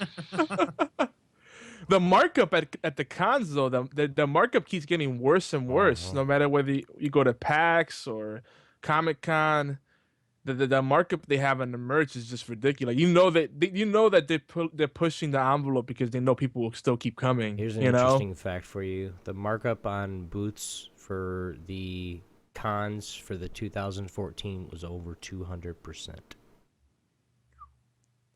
This for all the cons. What do you mean? Like, you mean the markup on a T-shirt? Yeah. Or yeah, at all the con, like PAX East, PAX West, everything that's happened in 2014, the average markup for all the cons is over 200%. I probably dropped somewhere around $500 at the Marvel booth at New York Comic Con this year. There wasn't a T-shirt under $25. Oh yeah. The two hoodies I bought That's were, yeah, the two hoodies I bought were $100 a piece. Good lord. You know, my Shield man purse was probably 50, $60. You know, but yeah, I mean, it's just insane. And then you get into the autograph racket. That Oh, I'll that thing never ever go is there. I don't care how big somebody is. If I gotta pay $80 to $100 just for an autograph, and then I gotta stand in line for 2 hours, fuck you. yeah, fuck you. Yeah, definitely. You ain't that important. I don't give a fuck who you No, think I you mean, are. you know, they wanted $85 to get an autograph from Lucy Lawless, and she wasn't even down in the autograph area. It was like, and Lucy Lawless now looks like Lucy Lawless's mom. oh god. Yeah, it's like, no, I'm not. Thanks, but no thanks. Stephen Amell was like $65 for an autograph. I Like, are you fucking kidding me? Well, I know Yogi was talking too at Walker Stalker Con. If you didn't have something for them to sign, you had to pay $20 to get a picture or something. Picture. I mean, really? And then they charge you to verify or validate them so that you can actually have providence and be able to sell them. So they have resale value. Yeah. It's like that's separate. Yeah, but to get something that you're gonna resell, okay, maybe, and you spend $100, and that's just for the so you spend $100 just for the autograph, and then you got to go to the authenticating booth or authenticating table, spend another $65 just to get authenticated. So then you could say I'll sell it for, oh, this is worth $150. Well, you've already spent over that, so you're fucked. I don't know if Yogi and Obi know. I don't even know if Andy knows. But when I started doing this, it was kind of, I just did it out of on spec and just sent Video Game Outsiders my interviews. My first interview was with Gary Coleman, and and it was at New York Comic Con, and he was just sitting there alone in his booth. Nobody was coming up to him, and the only way he would give me an interview is if I bought an autographed picture for $25. Aw, come on, Gary. So, but you know, we bought the picture. I gave him his $25. I got a 10-15 minute interview with him, and you know, that started this whole thing for me with podcast and doing the video game, quote unquote, journalism thing. Yeah. And You got to remember too, Gary Coleman's really not that popular anymore. So he's got to especially since he's dead. Yeah, I was gonna say it's kind of hard to be popular when you're no longer around. Whatever happened to Yugo Direct? Remember that? Huh? What was that website that he used to do video game stuff for? Remember? I have no idea, because when I talked to him, he was really against online gaming, and it was a uncomfortable interview, I guess would be the best way to put it. You kind of felt bad for the guy. Yeah, there's a lot of people that fought that whole paradigm shift, but it's the way things were going for a while. I mean, the writing was on the wall. But no, yeah, I'm pretty sure he had a website that he was one of the main contributors to. That was one of his last things that I know of. It was called You Go Direct or something like that. It was like IGN before IGN was really a thing. Yeah, I'm gonna have to go back there and double check. Don't quote me on that, folks. But I remember that was a thing. It was a kind of almost tacky looking website, but it was cool, and I always thought it was neat. Like, oh, now Gary Coleman is writing about video games. Neat. And I did pick up on that he didn't seem like he was big on the whole trend towards like online stuff and whatnot. So, I mean, in one way it made things better, and another way it made it worse. So I get both sides. But anyway, so quick shout out. So some folks we met over at Walker Stalker Con Atlanta. We have Chris and Angela from Conjuration. See, that's very clever. Which is actually starting October 31st through November 2nd in Atlanta, Georgia. Check that out. They promise that it's actually a real geeky convention and it's not about bullshit autographs and monetizing and nickel and diming everything. So they said they actually make it a thing that vendors don't do like excessive markup and other bullshit in their event. Like they really try to keep tabs on that. And I got to talk to them a lot. They're really cool folks. So if you're in the area, hey, check it out. It's like they're gonna do Harry Potter, Lord of the Rings, Narnia, Charm. It's like anything geeky, Doctor Who, Once Upon a Time, Buffy, Game of Thrones. They have all kinds of events and activities for that. So then we also have Starbase 1552, which is like a really cool collectibles shop based out of Tennessee. But they also have a eBay store. They have an Amazon store. They're all over the place, and they have all kinds of cool collectibles and comics. Check them out. Judd over there is a really cool guy. Unlikely Heroes. If you ever wanted to make yourself into an anime character, I think the kids are calling them chibis these days. You know, little baby anime character. Look these folks up. Unlikely Heroes. They're on Facebook, and they do really good work. I'm very impressed with the quality of their work. Then we have John and Leanne from Pittsburgh, Cindy and Matt from Chi-Town, April from Charlotte, Travis Love, who we got to hang out with at a bar, really cool dude, one of the guys in Walking Dead, Scott Wilson, who smokes some very nice cigars, by the way. And if you guys are into The Walking Dead, you might remember Parker, aka Noah, aka Asthma Boy, really cool kid. And Howard Sherman, who played Bub on Day of the Dead. All cool people, and we really enjoyed our time with them. So those are our shout-outs. But anyway, moving on. Let's move on to our feature. I think Obi's getting antsy. No, I'm actually starting to get a serious migraine rolling out. But we do want to make sure we give shout-outs to... Pinball talk. We do want to make sure we give this shout-outs to the people in chat as well. Any streamers out there, now that Gang is really hosting full-time and we're hosting all the time, if you guys have a favorite streamer or streamers that you guys like to watch, let us know. Say, hey, give us the name of it so we can check them out ourselves and maybe even give them a host as well. Because, of course, we love to interact and collaborate with all sorts of people. And, of course, we forge friendships at the same time. So if you guys have any of your favorite streamers, please let us know. And, of course, voicemail, email, 206-415-4987, or you can mail at geekingantics.net. So send that to us so we can actually get some more hosts out or some more hosted channels out. And, yes, I'm just going to say it. I'm going to be streaming shortly. I'm going to start. We got it all set up now. Chewy came back over and cleaned everything out, so we're ready to go. So. Chewy wants to come on the show, by the way, too. Oh, yeah, it's going to be crazy. Anyway. But yeah, I just realized how we went long on the our rants about our problems with conventions. Now, Chip said he spent $500 in a convention. That's actually... Pretty These cheap. days, that's on a low end. Oh, one booth. That's one booth. Okay, yeah. One booth. And you bought that some bitch dinner for a week. So yeah, so you're on the high end, Chip. Because I know a guy. I met one guy that got like 25 autographs, and like he must have been averaging like $80 a pop because he got them validated or certified or whatever they called it, and all this stuff. And I was like, gosh, that's like, 1,500 at least right there. It's like some crazy. And then he did the photo ops on top of it. Ugh. Yeah, see that's I really don't care about that stuff.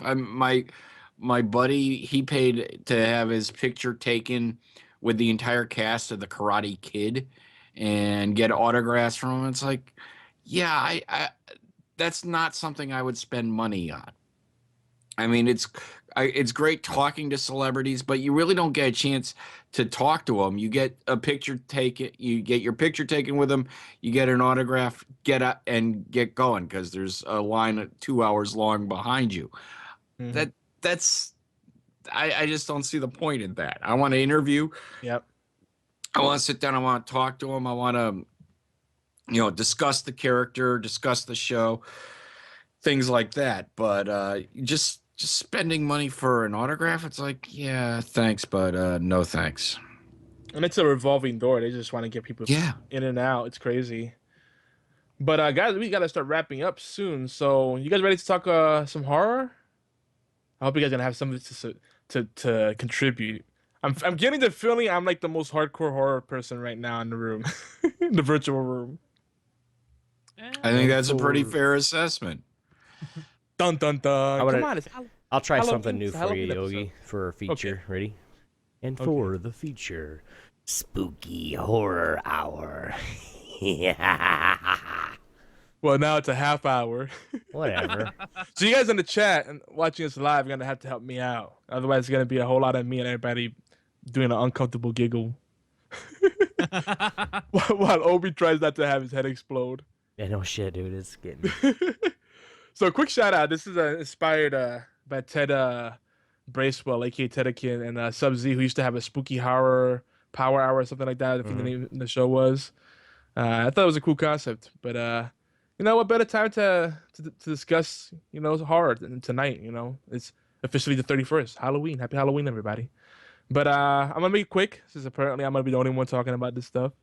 Talking about our favorite horror movies, TV shows, books, games, and more. So we have a wide scope. I have a feeling we're gonna probably get stuck on the gaming stuff more than anything. Am I right? No, we can go through them because I got a couple good movies and a couple good shows too. Yeah, I That think I nobody- think I have a good show to That recommend. nobody's gonna Okay. think about because it's Okay, not so- really horror, but it is. Okay, so we'll do it like this. We're gonna I'm gonna go around and ask everybody for the top 2 or 3 in each of these categories, and then we'll go into discussion after the fact. But let's just go through these categories really fast first. Sounds good? Deal. So first, we'll start off with scariest shows or your favorite horror-ish shows. I'll leave it pretty wide open. So we'll start with Chip. Have you guys checked out Constantine yet? Yes. That was a pretty awesome first episode. That show's heading in a very good direction. No, it's heading right for cancellation, unfortunately. But No. the ratings is- were abysmal, from what I Ratings- hear. Ratings were at 26% of what they wanted them to be. But it's got an Yeah. Australian guy, Chicks Lake It accent, doesn't matter, dude. and he's got stubble. Don't So the does, girls so like- does Andy, but they don't watch it for that. They don't watch 42 Level 1 for that. He needs to start taking off his shirt. I know, right? Yeah.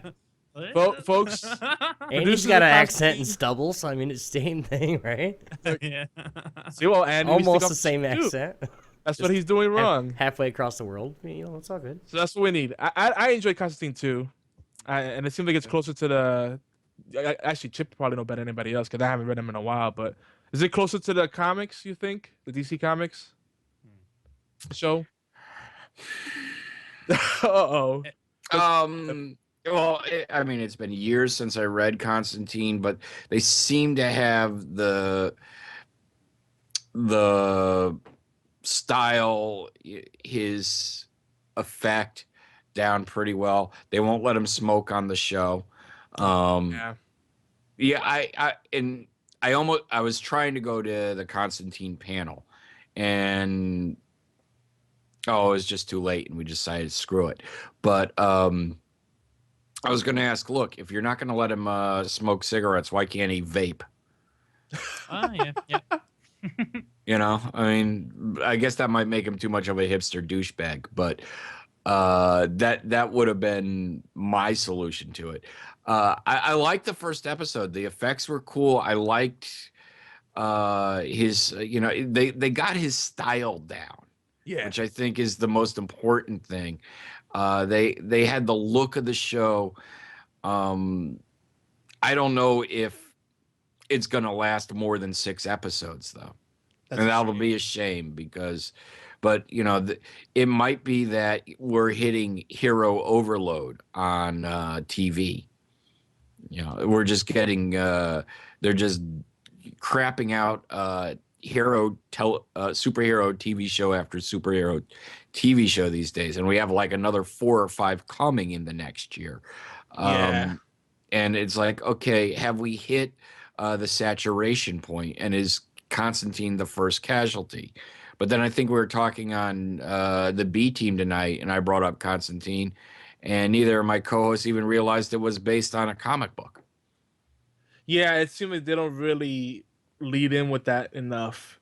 Like if they try to ride the coattails of Arrow and the Flash shows, which are doing well from what I've seen, I think they would get a little cut of that market. But also on the same token, it's even though it's a hero show, it's a little different. It's a little darker. I mean, he's a tormented hero, not to be confused with Oliver Queen, who's more of a whiny bitch, who has constant poop face. I swear he's always pooping his pants. You- Don't get me you wrong, I know- love the show, but You know, if you listen to Arrow and you have failed this city, and then you hear Ollie Queen, Stephen Amell's voice is even squeakier in real life than Arrow's or Ollie Queen's. that's funny. You know, he's even more. He even has more of a little puppy voice than Ollie. So, um, it's yeah. Well, see, the thing is, Arrow and Flash have each other. They're on the same network, so they have the support of each other and the cross promotion that they can work with.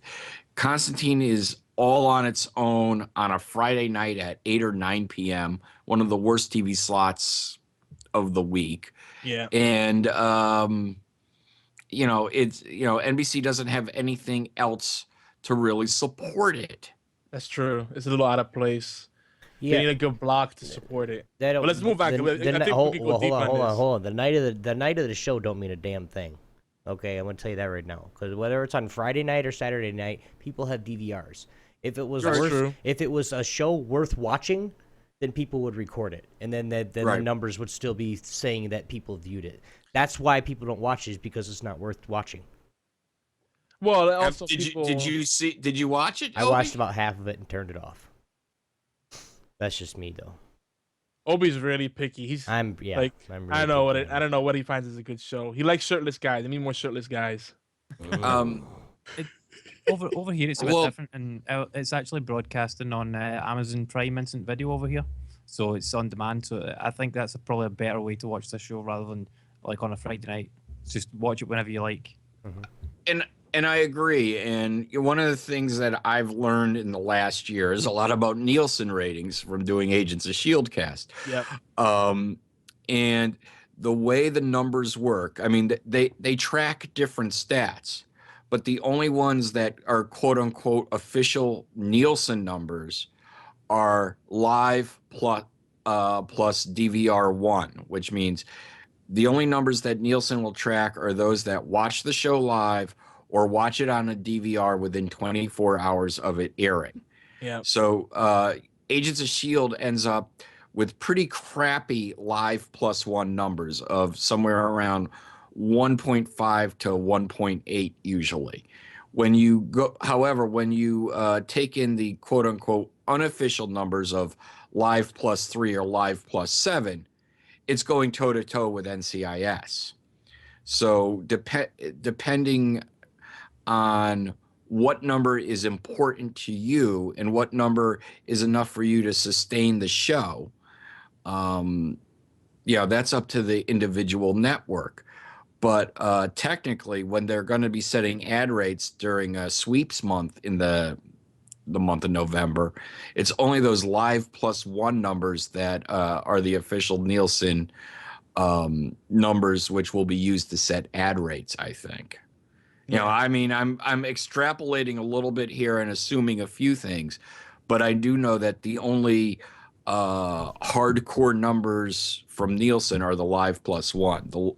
The other ones are things you do to justify saying, no, our show really isn't our show really doesn't suck as much as you think it is, because, you know, people aren't watching it live, but we do have 40 million people watching us every week, just not Tuesday night or Wednesday morning. They're watching it at their convenience within the week. And I mean, chat, we have some feedback over here. BFT says he recommends we read Year 3, Constantine versus Superman. And Stan says that he just can't get into Agents of S.H.I.E.L.D. He says it feels like Marvel goes CSI. Convince me that I'm mistaken. Well, I don't think we should get into that discussion tonight, because we got to go through these categories quick before we run out of time. But that maybe we'll have to have you back on, and we'll have to go deep on Agents of S.H.I.E.L.D. because the show's heating up. This has been a really good season. Oh, it's been spectacular this season. Yeah. So, and it hasn't been shirtless men. So they're doing without the shirtless men. Oh, no. Ward was shirtless. Damn it. See? No. Ward did all his push-ups and prison exercises with his shirt on this week. Did he? Yep. Oh, he the shirt did, was yeah. on the entire time. Even when he was upside down, yeah, his shirt stayed on. How did you do it? tucked it in. Amazing. Now you just ruined the magic of it, Andy. Well, they haven't. He's been in that cell for 6 months, and they haven't given him any new clothes. So that thing is kind of like surgically attached itself to his body. He's got some crusties there. Yes. Yeah. All right. So Obi, what's your pick for a show? Are we not starting at the top? No, we're still doing shows. I don't have any shows. I have. Oh, you don't have any shows? Well, the Okay. one of the not scariest shows, but the one that I liked the best was Tales from the Crypt. Oh, that was awesome. Because it really wasn't scary, but it was funny at the same time. Because then you had the the Crypt Keeper, all that other shit, which was that's and I grew up watching it. I mean, late at night we'd always be in bed. Me and my brother in our room, and all of a sudden we hear and we crack the door open just to watch Tales from the Crypt until our dad caught us. Come here. I don't want to. Tales from the Dark Side also had one of the creepiest openings songs. That was an awesome show. Yeah. That was like on Sunday nights at 11:30 or something like that. Yeah, dude. When prime time actually had good stuff to watch. All right, we want to get through these. Yes, because I want to say something. We got like 10 minutes left, so let's get through. Well, this. let's lean towards. So let's do it this way. If you want to share an old show, do that. But preferably something that's active that people can still watch. That'd be cool too. You can still watch Tales from the Crypt. Yeah, but they're not active running. They're not doing new stuff, are they? You didn't say it had to be new stuff. I'm just saying. Just make it more interesting. Well, anyway, whatever. Right. Have you been watching Sleepy Hollow, Obi? Yes, I have. The next couple, okay, guys, we're gonna go through it like Yogi said. We're gonna do it, and I'm gonna lead this because Yogi lets people talk. No, but no, you don't let people talk. I'm gonna do it. No, Andy, you say yours. Andy didn't go yet. Let Andy go. I like The Walking Dead, but I mean, I think you guys have covered that quite a bit on the show before, so you know all about it. Okay. Now, Obi, you could head it up. Go ahead. No, Obi you wants- need to go. You need to go. What's yours, Yogi? Right now I'm really enjoying American Horror Story, and I don't get what people say about either Asylum or Coven being the worst seasons. I think they're all good. And what's good about American Horror Story is every season like its own self-contained story, so you can jump in at any point. And each episode is pretty episodic too. Like you don't have to really pay attention to the overall story arc. They're just fun to watch, and there's still some gore elements, but it's more of the suspense and the tension and just messing with your head, which I think that's what defines good horror. Jump scares are cool, but you need that tension and that skin crawling. That's to me the real definition of horror. All right, let's moving along. Let's share some more favorites. All right, we need your favorite, scariest video games, guys. Chip, give us a Dead couple. Space. Dead Space. What'd you like Yep. about Dead Space, or what did you think it was why it's scary? Maybe it's just a sense of tension around every corner. It felt like going through a haunted house, or a trail of terror or that type of thing. Every corner you rounded was filled with dread, and I have never been more on the edge of my seat with any game other than that. It was I think it's about the only horror game that I've actually enjoyed. Nice. Hey, Andy? I'm gonna go with The Last of Us here. Similar to what Chip was saying, like it just left me on edge for the entire game, and that's like an 18-hour game. I think it took me to get through it, and I was like on edge, feeling pretty much scared the whole time I played that game. So, Last of Us. For some reason, I just don't classify that as a horror game, but I can understand where you're coming. Yogi, what about you, bud? Dead Space is definitely up there for me, but one of the original scariest games, in spite of the graphics at the time, to me was Alone in the Dark. And that game, the original one, not the abomination they made after the fact, because that game just messed with your head so much. Talking about trolling you and making you worried to open up anything or walk anywhere. I mean, it just messed with you in so many ways. It was just very brilliant, and it had that H.P. Lovecraft kind of story, that the environment going on. Very well done. Right. Well, and I'm gonna just say a few of them, and these are games that I've played recently at a buddy's house or on my computer myself. But the new one that just came out, Evil Within, was a really. I thought it was really. It freaked me the fuck out first time I tried it at my buddy's house. Silent Hills, those sagas games, Soma. You guys ever played that or heard of it? And then Until Dawn. You guys never played Until Dawn? Yeah. That is. I'm sorry. It's not supposed. I'm not really scared of much, but when I sit there and just jump because of nothing, yeah, I'm done. I don't want to play it no more. It's just it scares the living shit out of me, and yeah. And of course, Dying Light is another good one if you like the zombies chasing you type. The graphics are just really good in it too. So. What about the next question for you guys is the scariest moments? Now, Yogi, is it scariest moments in gaming, in movies, in life? We can skip that because I think we won't have enough time to really get deep into it. Okay. I'm curious to see what everybody thinks about like their favorite horror movies or scary movies, whatever. Go ahead. Me first? Yeah. Well, you guys already know by now that I love Sinister. That movie messes with your head so much, and it's not your typical slasher or just jump scare, stupid. Like all these horror movies nowadays is all little kids doing creepy things, or things jumping up at you or crawling on the floor. It's like, that's old. But Sinister really messes with your head, and it makes it hard for you to go to sleep afterward because it's just like, what the hell did I just see? Now, a little less on the scary side, but still really cool to watch. There's a series of short films in a movie. It's a movie series called VHS, which is worth checking out. A friend of a friend, Ed Sanchez, did one of the shorts in VHS 2, and that movie's like crazy. So check that out. I think it's a nice treat. A lot of variety in horror there for true horror fans.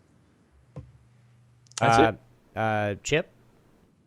All right. Traditional horror movie. I was really creeped out by the final scene in the Blair Witch Project. So that's the one that just sticks to my head. And I was actually in a similar room at one point, and it just freaked the shit out of me. I was like, what? I was like, no, I got to get out of here now. But when I think the movie that scared me the most, I'd have to say Titanic. Certainly the fans are very scary. Well, I mean, I grew up on boats and I can't go on one anymore. The scene where, they're like, where the ship's all the way up in the middle of the air and the people are, it's kind of first person as people are sliding down into the water there. Yo, yeah, that was pretty awesome. I woke up, I mean, I'd have nightmares where I'd wake up in a cold sweat for months after that movie. And like I said, I'm somebody who grew up on boats, and I'm good. I can stand on a boat, but if you start the engines up, I'm overboard. So, and I really haven't been on a boat I'll since. remember that if I'm ever on a boat with you. No. I'm starting Quick that thing, bitch up. guys. Obi and Andy, did you guys like Blair Witch Project? I did. See, Yeah. that's Ed Sanchez too. And a quick question. I want to see what you guys think. In that final scene, because that final scene really is chilling. Yeah. It's amazing what they did with such a small budget. But didn't it look like and spoilers for those that haven't watched it yet? I don't know what's wrong with you if you haven't, but didn't it look like the dude was levitating in that corner? It did. That's the play. Like, they don't really show you enough to know what it is, but it looked like he was levitating the corner when he was facing into it. And I still get chills thinking about like what the hell is going on there. Is he nailed to the wall? Is it possession? And you never quite find out. So your imagination just totally gets you. So good. That's true horror to me. Andy, what about you? Definitely the scariest movie that I've ever seen is 28 Weeks Later. That movie absolutely terrified the shit out of me. I've watched it once and I thought it was amazing. I can never ever watch it again. In particular, it's the scene where they're going down into the subway tunnel and they're like walking over the bodies in the dark. That's just horrible. But yeah, I love that movie. And slightly less scary, but probably even more awesome. Brain Dead, which was one of Peter Jackson's first movies, way before he did Lord of the Rings or anything. It's a total like zombie crazy horror fest, absolute go fest. And it's like based in New Zealand and everything, so totally crazy. The guy uses a lawnmower as a weapon. Ooh. Well, how else are you going to use a lawnmower? Well, yeah, exactly. That reminds me of Sinister again. Now there was a few movies that I liked the most, and I don't know if you guys would call it scary, but for how many copies of it was made, not copies, but different versions were made of it, The Exorcist. Oh yeah. Especially if you're, was it 1974 when it first came out? I mean, and then now they just made a new one here, not a couple of years ago. It always freaks me out. And The Descent, which 2005, which good call, Ovi. Holy shit, freaked me the hell out. I got through about 3/4 of the movie and I still have not watched the rest of it. So yeah, I have to say, dying at sea or dying in tight spaces, those are like pretty hardcore ways to go out. Let me die at sea. I don't care. I'd rather drown than be just sit in there where I can't breathe or I start freaking out. Then I got animals on me, and yeah, if I get an animal on me in the water, it's probably a fucking shark, and I ain't gonna live that long. So whatever. But dude, in the middle of the sea at night, there's the total darkness. Okay, unless the moon is full. Let's go. You're scaring me. Stop it. Yeah. There we go. I don't even want to look out my window now, dude. got the killings going. No, Yancy says here, the Blair Witch scene where he is standing in the corner refers to the backstory when they tell about the witch earlier in the movie where the witch made one kid stand in the corner while she killed the other. I know that's what it's saying, but I swear if you look at it, it looks like his feet are off the ground a little bit. I know that's what it's referring to, but it looks like his feet are off the ground a little bit. But yeah. I mean, even that alone is scary. Just someone standing in the corner and not saying anything to you. What the hell? Yeah. Oh, but see, now we're getting the feels. We're getting into the horror talk, and we gotta wrap up. See, you guys. Mr. McTalkie. Well, we're having a good conversation. I wasn't talking to you.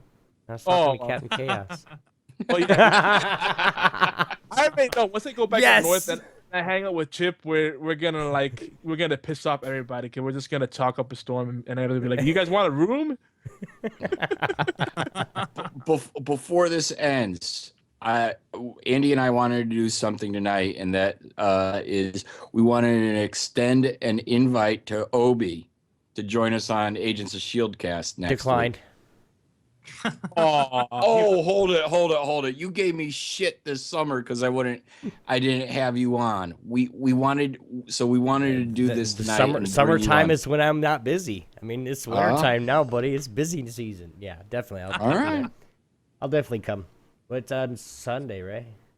Wednesdays at 7 is when we record. It's negotiable. I should be able to do it. Yeah. I should be fine. All right. There you go. I'm so excited with this season of Agents of S.H.I.E.L.D. We definitely gotta. I gotta watch the next episode too. I haven't watched it yet. It's getting good. Yeah. Well, this Tuesday they're off because it's Erection Day, so it's going to be a Marvel 75. Yeah, Chinese hooker's favorite holiday. Boing. But they're doing a special 75 years of Marvel, but this is a great time for you to come on, Obi, and tell us what you think of the season and where it's going, because we're going to kind of do our first 6-episode recap. Oh, sweet. Ooh, the big one. Those are the best. Then you guys go deep on them. We do want to go ahead. It gives us the chance to this, because the show being, we limit the show to an hour every week. So this is the one where we get to go off on tangents and extrapolate a little more, I think. Definitely. Yeah, because I like the recaps are cool, but when you go into like your reactions and like the things you noticed and all and the prediction, that's when it gets really fun. That's the best part. So there we go. Hell yeah. You're gonna But guys, now unfortunately, Obi's gonna troll Chip on his show. I see it coming. unfortunately, Prediction. guys, unfortunately, we have to. It's about time to say goodnight. So we do want to make sure we give, of course, big shout outs to everybody, especially those that were in chat that kept us busy, kept us talking. HorsePLAY Live is everywhere that you can listen and download awesome podcasts, including allgames.com. Please take a few minutes out to thumbs up, favorite, subscribe, and share. Even better, we love some reviews and comments. Please, we love them. If you guys give reviews and comments, I know Yogi, most of the time, he'll take reviews and stuff, and we'll read them right on the show here. But thanks to everyone who's been promoting our content. We love you. You guys like eye candy? We do video as well. You guys can check out the YouTube on the YouTube and Twitch channels, and that's Geeky Antics for both. So, you lying through. We invite you guys, of course, Sunday at a new time slot, just 9 p.m. It's the Sunday dose. Now we do have one definite host, which is Mud721, and we have a cute Lynx. You guys just come out and find out who that is. We discuss a little bit of League of Legends, lots of Dawngate, and of course the competitive scene with esport and how where Dawngate's going to, and of course all the random shit that we can come up with. Usually it's pretty fun. Last week we had a blast, so you guys check that out, and that's at 9 p.m. And of course the other show on Sunday is an Apostolic Outlook. That's with Reverend Ted Tarr. You guys can check that out. If you guys just need a little bit of God's word, he'll definitely give it to you. So, and of course, where am I at? Our full lineup for all our podcasts can be found, of course, right there at geekyantics.net/scheduling. So anything that you guys want to see, just go to geekyantics.net, and it's all there. I promise you. Do you guys, Chip? Would you like to plug any of your stuff that you want to there, bud? Sure. I do the B Team podcast every Thursday night, 9 p.m. on allgames.com. We talk games, we talk tech. We've been doing a lot of tech lately, a lot of smartphone stuff and a lot of discussion of smart watches. And this week we discussed Sunset Overdrive as well. But check us out. You can find all our stuff over at the bteampodcast.com. And then Andy and I have a show we do together, Agents of S.H.I.E.L.D. Cast, which Obi is going to be on this week.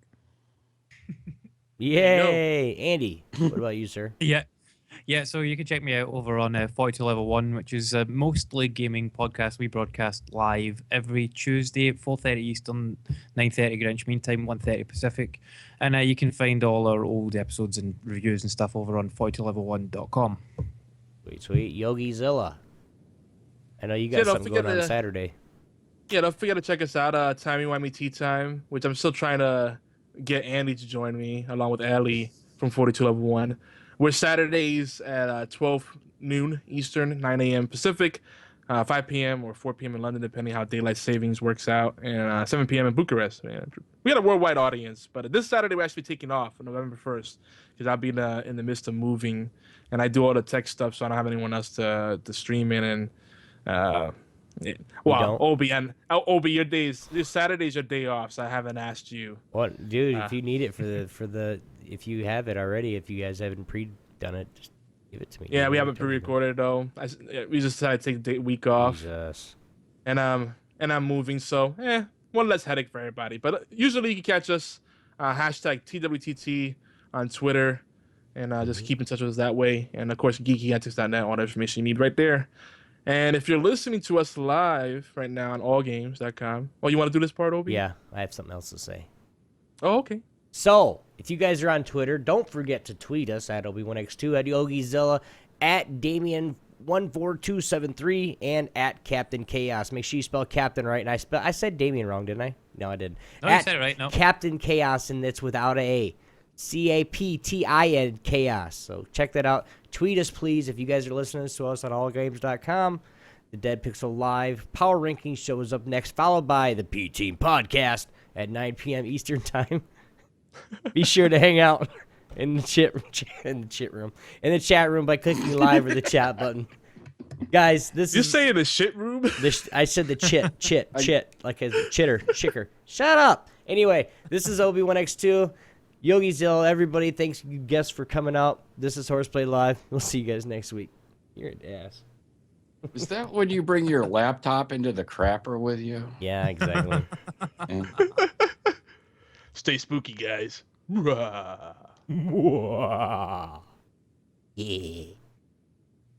Like, stay spooky, guys.